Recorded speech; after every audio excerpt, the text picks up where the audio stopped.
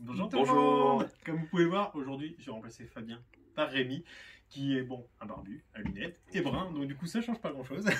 Je reste quand même là. Hein, Ouais, ouais, reste là, coucou le peuple. Donc du coup on fait une petite vidéo en fait aujourd'hui concept pour vous présenter Seven Fallen, parce que Seven Fallen c'est un TCG du coup qui est sorti et qui a fait son apparition en fait courant octobre de 2020, et donc du coup on a lancé en fait comme on a pas mal accroché en fait sur le concept du jeu, les arts des cartes, etc. On a tout de suite pris le pli en fait d'en faire en magasin, et donc du coup là forcément avec la réouverture de la salle de jeu, etc. on tient à lancer un petit peu les événements. Il y a pas mal de gens aussi qui nous posent des questions, mais c'est quoi ces boosters vous avez Seven Fallen, on commence à en entendre parler, et donc du coup on s'est dit faire une petite vidéo pour présenter le jeu, ça pourrait être sympa, et donc du coup on a profité de notre expert au magasin pour ça. Donc vas-y Rémi, je te laisse faire un petit topo donc du coup Alors, en essayant d'être bref, parce qu'il y a beaucoup de choses à dire, Seven Fallen, donc c'est un jeu de cartes, un TCG où des cartes sortent au fur et à mesure et viennent se rajouter dans le jeu et pour les collectionneurs. Il y a différents royaumes, donc Seven Fallen c'est les 7 royaumes. Actuellement il y en a 5 qui sont sortis et chaque royaume a des spécificités. Donc pour les joueurs ou les joueuses qui jouent à Hearthstone, c'est un petit peu le principe, c'est-à-dire qu'on va choisir un royaume et il y aura des cartes qui seront uniques et donc des façons de jouer complètement uniques. On a Eandra, qui est un peu la terre des dragons, remplie de dragons, de dinosaures et d'humains qui vouent un culte à ces créatures. On a Nuit sans fin, donc qui est un royaume un peu glauque, un peu gothique, avec des vampires et des obscuriens, des ghouls, etc. On a également le royaume de Poseidia, qui est une espèce de grande île avec énormément de pirates et des créatures sauvages également. On a Métascience. Alors Métascience, c'est un royaume rempli de robots et de mechas avec une entité qui contrôle un peu tout le monde. Tout le monde est un peu relié, un peu connecté. Et ils essayent un peu d'asservir tout le monde. Et ils font des tests sur les autres créatures, les dragons. Ils essayent de créer eux-mêmes leurs propres créatures. Et puis on a le dernier arrivé, puisque début de jeu il n'y avait que 4. Le 5e est arrivé, c'est le Temple de la Lumière. Donc c'est un royaume composé de chevaliers et de mages, qu'on appelle des arcaniens. À savoir que du coup, là pour l'instant il y en a 5. Il y en a un qui sort incessamment sous peu, qui est Pureté Céleste, composé d'anges. Et il y a La Voix qui sortira un peu plus tard dans l'année, qui sera composé de samouraïs. C'est un peu la voix de l'honneur, samouraï, bushido, etc. Et il y aura peut-être des surprises. En tout cas, ce qu'on sait pour l'instant sur ce royaume, c'est ça. Donc on a différents royaumes et chaque joueur joue avec un paquet d'un royaume. Et donc du coup sur la trame en fait, du coup on a chacun un deck installé sur la table, et ça se joue en format où on a une divinité, si j'ai bien compris. C'est en fait, ça. posée sur Alors, le plateau. non seulement on a chacun son propre royaume, mais en plus, avant de commencer, on incarne une divinité. Donc en fonction du royaume, la divinité sera différente. Donc là par exemple, c'est une divinité sylvanidienne. Et puis juste après, on pourra vous montrer une divinité éondrienne. Donc là, c'est un dragon. Donc les divinités sont en rapport complètement avec la faction qu'on joue. Cette divinité a un certain nombre de points de vie. C'est la force vitale. Le but du jeu, c'est simple, c'est de faire tomber la force vitale de l'adversaire à 0. Dans un premier temps. Et dans un deuxième temps, parce que c'est pas fini, une fois qu'on a fait tomber la force vitale, la divinité en général, il lui reste une petite plume. C'est un espèce de dernier petit point de vie. Et il faut faire tomber cette plume pour gagner. On a également, en plus de choisir une divinité, on choisit également un archange, donc qui est là face cachée. On commence toujours la partie avec cet archange face cachée, qui est le bras droit de la divinité, qui est une créature très puissante, qui va pouvoir intervenir à un moment donné de la partie. Donc ça permet de builder vraiment de manière très différente, parce que on peut jouer différentes divinités en fonction du royaume, et on peut jouer différents archanges. On peut jouer l'archange qu'on veut avec la divinité qu'on veut dans un royaume donné.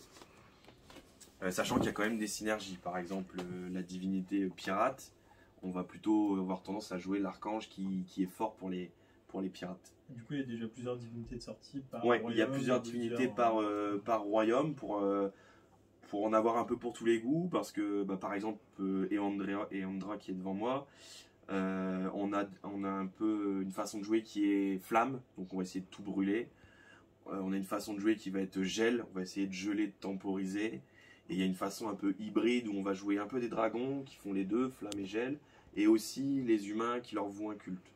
Et donc du coup, en fonction de ce qu'on a envie de jouer, on va pas choisir la même divinité, ni le même archange.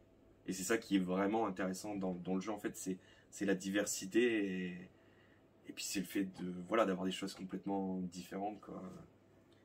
Ça roule. Et du coup, nouveau TCG, on se demande aussi qu'est-ce qu'il pourrait y avoir de nouveau. Est-ce que tu pourrais m'expliquer un petit peu ce qui change en fait de ce qu'on connaît déjà tous un petit peu, parce que bon, quand on est dans l'univers de TCG, Yu-Gi-Oh, Magic, Keyforge, Pokémon, on connaît tous un petit peu les mécaniques. Et du coup, est-ce que Seven Fallen a vraiment une différence, un apport comparé à tout ça? Alors, Seven Fallen, c'est un des slogans des créateurs du jeu, c'est un jeu pour les joueurs, par les joueurs.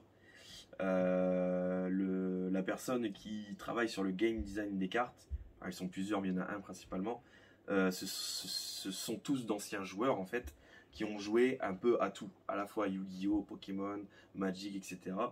Et ils ont essayé de faire un jeu où ils reprennent les concepts qui marchent bien dans chaque jeu en fait. Et du coup, c'est un peu un best-of d'une certaine manière. Un petit exemple, donc là, vous voyez, il y a deux paquets. En fait, concrètement, dans le jeu, on a un paquet principal qui est le livre sacré, qui vont être nos cartes actives. Et pour pouvoir jouer ces cartes, on a besoin de ressources, et les ressources vont se situer dans un autre paquet. C'est-à-dire qu'à tous les tours, on va pouvoir avoir des ressources. Contrairement à un grand jeu qui commence par M, qui finit par Adjik, où si la variance est contre nous, on peut ne rien pouvoir jouer du tout. Ouais. Ça n'arrive jamais dans ce jeu. On ne peut pas ne pas rien jouer. C'est pas possible. On peut être à court de ressources, ça c'est possible, mais ça veut dire qu'on a joué des choses et que l'adversaire a juste été meilleur, a mieux géré le déroulement de la partie. Mais en tout cas, c'est un ensemble de choses, un ensemble de différentes choses qui sont prises à différents jeux et qui font que c'est excessivement, enfin c'est vraiment intéressant. Les règles sont pas faciles d'accès, mais le jeu n'est pas simple, on peut y jouer rapidement. Par contre, le jeu est technique et profond, et plus on joue, et plus on se rend compte des subtilités, et plus on a envie d'aller loin dans le jeu, en fait. Bah ouais, quoi, tout ce qui est un petit peu comme le système de piles, etc. Faut dire de comprendre, en fait, la synergie de toutes les cartes. Exactement, il y a un système de piles qui ressemble à celui de Magic, où quand je joue un sort, l'adversaire peut avoir une réponse, etc. C'est la partie la plus technique un peu du jeu, effectivement. Et puis moi, ce que je trouve en gros changement aussi, ça va être, bon déjà on a un petit peu, ce côté, je trouve, ressources à part, qui quand même, enfin, on a tous connu Mana Flow de l'Ivaniades, c'est le truc horrible dans Magic. Bah, clairement là, tu n'as pas de souci. Moi, le côté divinité, j'adore. Bon, gros joueur de commandeur, donc forcément, ça me fait penser un petit peu à cette trame. Je trouve ça vraiment cool, mais surtout le côté, en fait, du coup, avant-garde et arrière-garde au niveau des systèmes d'attaque et de défense, en fait, c'est vraiment, je trouve ça assez novateur aussi dans la mécanique, parce que bon, en général, on a souvent tendance à utiliser en fait nos créatures en attaque et en défense, mais là, il faut vraiment faire des choix, en fait. Pour parler un peu du système de jeu, effectivement, on a une arrière-garde.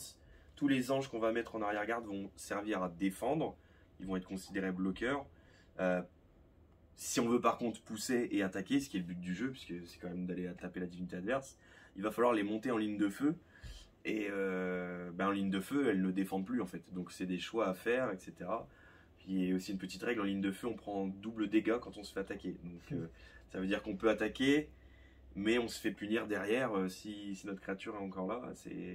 C'est des choix à faire, et ça fait aussi le charme du jeu, un peu ce côté. Effectivement, ça c'est un peu différent comparé à d'autres TCG. Je me permets juste une petite question. On parlait du commandeur, t'as plusieurs modes de jeu ou t'as que un mode simple là? Alors pour l'instant c'est principalement du 1v1 parce que les parties peuvent être longues quand les joueurs maîtrisent un peu, ou quand c'est le début comme dans tous les jeux. Le jeu peut être un peu long, mais jamais inintéressant. Sur internet en remote, donc c'est encore autre chose parce qu'on joue avec les webcams, c'est beaucoup plus long. Ça m'arrivait en tournoi de faire une partie de 4 heures, on n'a pas vu le temps passer. On a été au bout de la pioche, on était vraiment à la fin de la pioche, on était à la fin des adorateurs et on continue à pouvoir jouer parce qu'on avait des adorateurs qui avaient un système de régénération d'énergie. Donc, c'est du 1v1, il y a dans les règles un 2v2, j'ai jamais pu essayer pour l'instant. Parce qu'il faut dire aussi que sur internet, en webcam, 2v2 ça aurait été compliqué. Pourquoi pas le tenter quand il y aura du jeu en physique.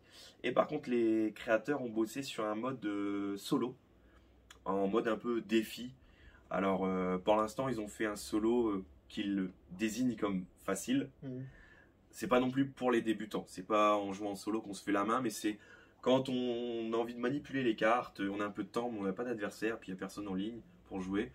On peut tenter le mode solo. C'est assez rigolo, quoi. C'est une autre façon de jouer. Mais ils ont dit qu'ils vont essayer de développer un peu le mode solo, avoir des niveaux de difficulté, mettre un palier moyen et un palier très difficile pour que ça représente un vrai défi même pour les gros joueurs. Ouais, et pousser à bout ton deck, quoi. C'est ça, et histoire même que tu doives builder autour de ce que fait le jeu, puisque en solo, c'est des mécaniques préétablies, quoi. Il y a des monstres qui arrivent à tel tour, etc. Et donc il y a peu de place à l'interaction, forcément, vu que c'est du solo. Ça marche. Puis du coup, bah, aussi pour dire, parce que je pense que c'est un point quand même assez important à souligner. Moi, ce que je trouve vachement cool en fait dans Seven Fallen, c'est leur démarche en fait écologique au niveau de les boosters en fait, ça va être, nous on les reçoit en boîte en carton, mais il n'y a pas de plastique, il n'y a pas de surtout les éco-box en fait. Là, pour ceux qui connaissent les displays de boosters, bah là en fait vous avez juste 150 cartes en fait à l'intérieur, plus une carte promo. Ça évite tout ce qui va être papier, plastique utilisé qui ne sert à rien. Et ce qui est bien aussi, c'est qu'une partie du coup aussi des fonds qui sont collectés, donc du coup lors de vos achats, sont réutilisés en fait pour planter des arbres. Et ça, mine de rien, bah, c'est pas rien. Ouais. Je rebondis sur le principe de l'éco-box. C'est vraiment l'équivalent d'un certain nombre de boosters. Donc là, je sais plus, c'est 150 cartes, donc c'est 10 boosters. Les créateurs du jeu avec ses petites mains et tous ces collègues qui peuvent aider, mettent les cartes une par une, donc en triant au hasard, en mettant un certain nombre de rares et d'Eden. Les Eden, c'est ce qu'on appelle les divinités, les archanges, pour qu'on ait l'équivalent de 10 boosters, mais il y a 0 emballage hormis la boîte, quoi. Donc c'est vraiment écologique, comme tu disais, ils poussent la démarche, c'est pas juste ils le disent, ils le disent, ils le font en fait. Et si je dis pas de bêtises, tout leur carton est français. Les cartes sont imprimées en France avec du papier spécial un peu recyclé. Je crois même tout ce qui est tapis, etc., puisque là on voit des magnifiques tapis de la gamme. Il me semble que les tapis sont aussi produits en France, etc. Tout ce qu'ils font, ils le font en local, quoi. Ça marche. Bah écoute, ouais, ça c'est, de toute façon c'est un jeu de toute façon même qu'on tient à cœur à développer en magasin de par ses mains, et puis bah, de la nouveauté aussi, parce que je pense que ça fait du bien, mine de rien, un petit TCG qui est made in France et puis produit par des Français et en France. Donc du coup, rien de tel que des boutiques françaises pour le pousser. Surtout que bah, je pense que c'est un jeu qui a une super grosse communauté en plus en ligne. Je sais que vous avez un Discord. Il y a un Discord qui est géré par les créateurs du jeu, où il y a une grosse communauté, où il y a des tournois qui sont organisés assez souvent. Il y a eu un tournoi qui s'est terminé il n'y a pas longtemps, un gros tournoi où on était une centaine de joueurs, ça s'est joué sur 2 mois, et où on était par équipe. Donc on avait choisi des factions et on était dans des poules où on jouait contre des joueurs d'autres factions. Il y avait un sentiment d'appartenance, etc.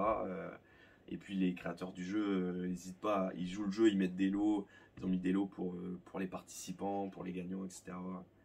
Et il y a vraiment une communauté à n'importe quelle heure, presque. Du jour et de la nuit, on a un problème de règles, on peut demander, on a une réponse. Et il y a vraiment beaucoup de gens qui jouent et il y a de plus en plus de gens qui jouent, c'est vraiment super sympa. Je pense que ouais, c'est important surtout pour un point de départ. Et donc du coup, bah, chez nous, tous les samedis matins, on a repris en fait le concept des petits déjeuners, mais du coup en mode TCG. Donc du coup, on a des tables de Pokémon, on a des tables de Yu-Gi-Oh, mais aussi des tables de Seven Fallen maintenant. Et donc du coup, si vous voulez découvrir en fait le jeu, bah, nous on a des decks à disposition avec les tapis pour faire des initiations et puis vous pouvez tester. Pour ceux qui du coup sont encore un petit peu indécis après la vidéo, bah, donc du coup n'hésitez pas à passer un samedi. Voilà. Bonne journée à vous. Salut. Ciao.